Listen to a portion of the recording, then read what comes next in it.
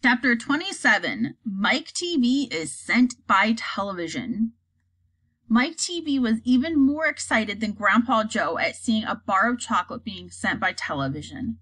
Mr. Wonka, he shouted, can you send other things through the air in the same way? Breakfast cereal, for instance? Oh, my stained aunt, cried Mr. Wonka. Don't mention that disgusting stuff in front of me. Do you know what breakfast cereal is made of? It's made of all the little curly wooden shavings that you find in pencil sharpeners. But could you send it by television if you wanted to, as you do chocolate? Asked Mike TV. Of course I could. And what about people? Asked Mike TV. Could you send a real live person from one place to another in the same way?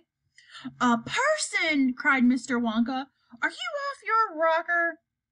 But could it be done? Good heavens, child, I really don't know. I suppose it could. Yes, I'm pretty sure it could. Of course it could. I wouldn't risk it, though. It might have some very nasty results. But Mike TV was already off and running. The moment he heard Mr. Wonka saying, I'm pretty sure it could, of course it could, he turned away and started running as fast as he could towards the other end of the room, where the great camera was standing.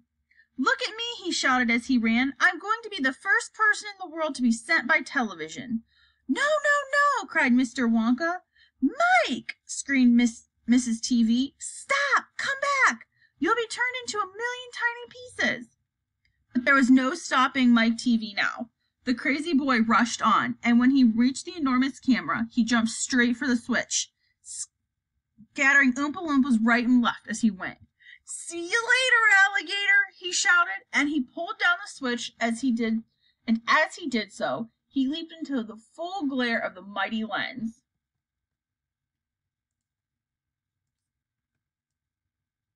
There was a blinding flash. There was a silence. Then Mrs. TV ran forward, but she stopped dead in the middle of the room, and she stood there.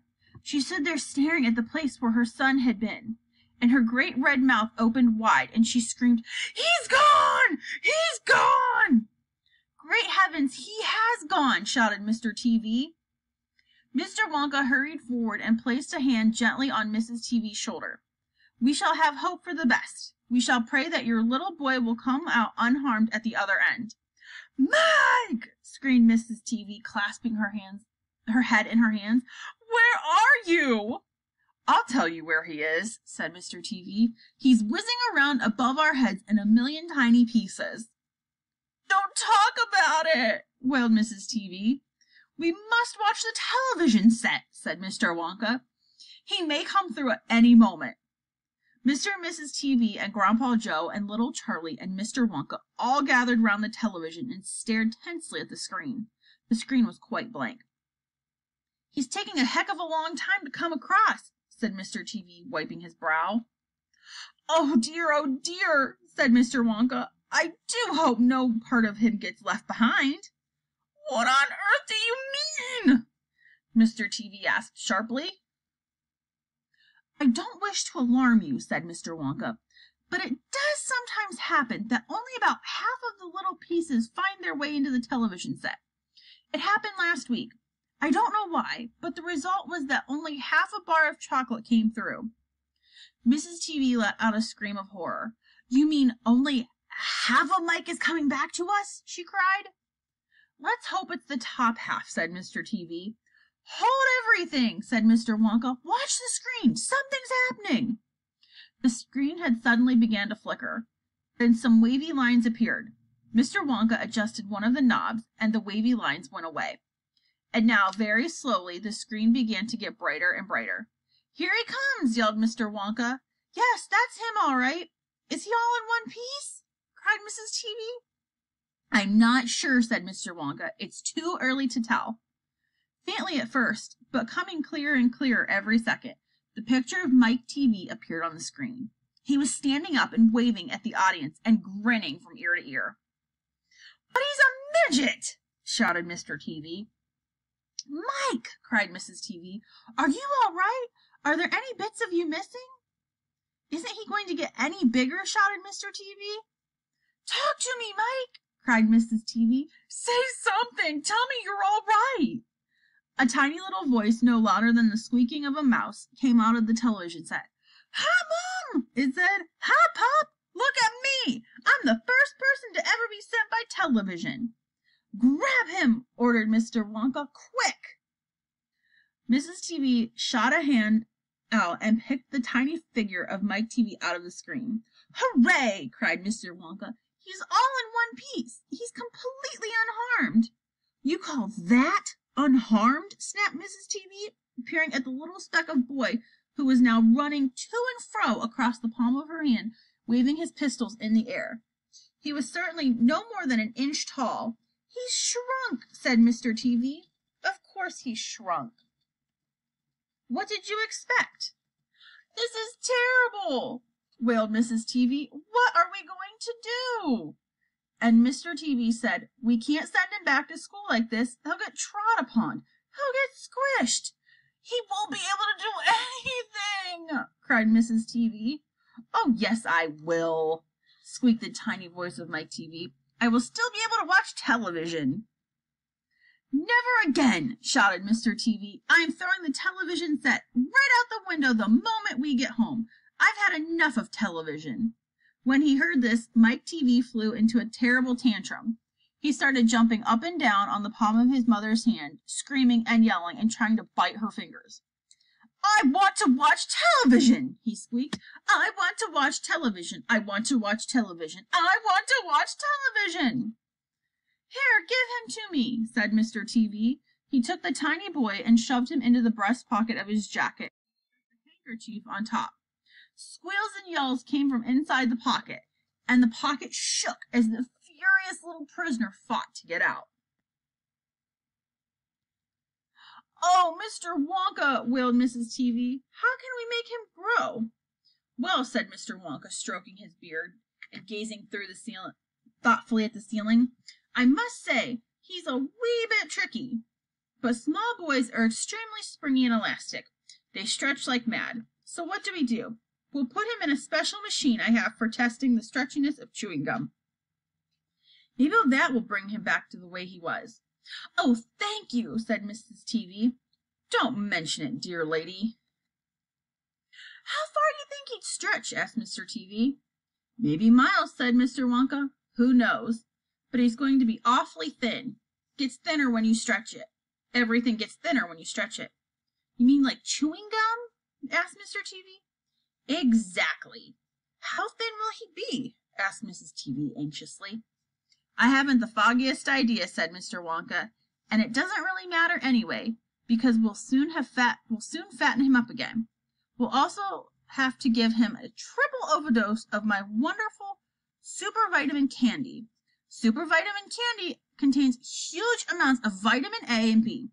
It also contains vitamin C, vitamin D, vitamin E, vitamin F, vitamin G, vitamin I, vitamin J, vitamin K, vitamin L, vitamin M, vitamin N, vitamin O, vitamin P, vitamin Q, vitamin R, vitamin T, vitamin U, vitamin V, vitamin W, vitamin X, vitamin Y, and believe it or not, vitamin Z.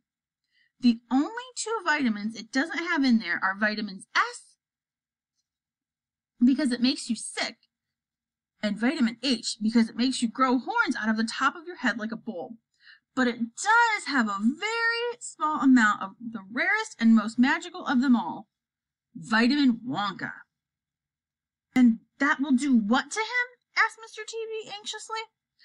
That'll make his toes grow out until they're as long as his fingers. Oh, no, cried Mrs. TV. Don't be silly, said Mr. Wonka. It's most useful. He'll be able to play the piano with his feet.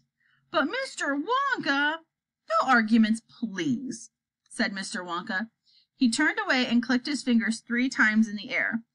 An Oompa Loompa appeared and stood beside him. Follow these orders, said Mr. Wonka, handing the Oompa Loompa a piece of paper on which he had written full instructions. And you'll find the boy in his father's pockets. Off you go. Goodbye, Mr. TV. Goodbye, Mrs. TV. And please don't look so worried. They all come out in the wash. You know, every one of them. And at the end of the room, the Oompa Loompas around the giant camera were already beating their tiny drums and beginning to jog up and down to the rhythm.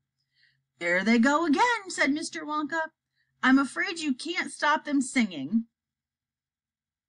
Little Charlie caught Grandpa Joe's hand, and the two of them stood beside Mr. Wonka in the middle of the long, bright room, listening to the Oompa Loompas.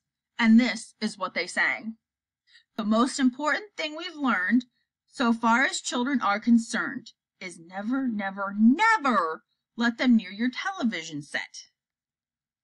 Or better still, just don't install the idiotic thing at all. In almost every house we've been, we've watched them gaping at the screen. They loll and slop and lounge about, and stare until their eyes pop out. Last week, someone's place, we saw a dozen eyeballs on the floor.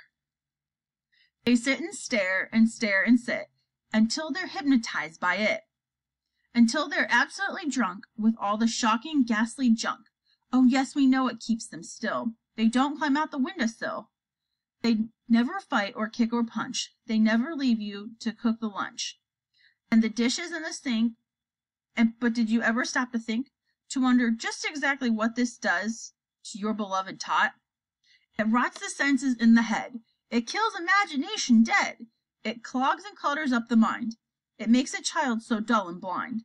He can no longer understand a fantasy, a fairyland. His brain becomes as soft as cheese. His powers of thinking rust and freeze. He cannot think, he only sees. All right, you'll cry, all right, you'll say, but if we take this set away, we shall do entertain our darling children. Please explain. We'll answer this by asking you what the darling ones used to do, how they used to keep themselves contented before this monster was invented. Have you forgotten? Did you know? We'll say it very loud and very slow. They used to read. They'd read and read and read and read, and then proceed to read some more. Great Scott, gadzooks! One half of their lives was reading books. The nursery shelves held books galore. Books cluttered up the nursery floor, and in the bedroom by the bed, more books were waiting to be read. Such wondrous, fine, fantastic tales of dragons, gypsies, queens, and whales, and treasure islands and distant shores, where smugglers rowed with muffled oars, and pirates wearing purple pants, and sailing ships and elephants, and cannibals crouching down round pot, stirring away at something hot. It smells so good. What can it be? Good gracious, it's Penelope. The younger ones had Beatrix Potter with Mr. Todd the Dirty Rotter, and Squirrel Nutkin, Piglin Bland, and Mrs. Tiddlywinkle, and just how the camel got his hump, and how the monkey lost his rump, and Mr. Toad, and bless my soul, there's Mr. Rat and Mr. Mole. Oh, books, what books they used to know, these children living long ago. So please, oh please, we beg, we pray, go throw your TV set away. And in its place you can install a lovely bookshelf on the wall.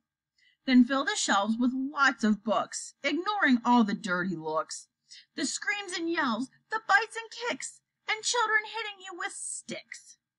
Fear not, because we promise you that in about a week or two of having nothing else to do, they'll now begin to feel the need of having something good to read.